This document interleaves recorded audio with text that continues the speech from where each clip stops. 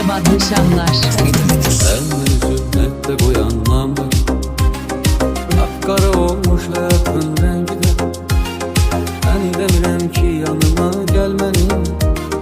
Estimene bir telefon sen gide. Ben demirəm ki yanıma gelmenin.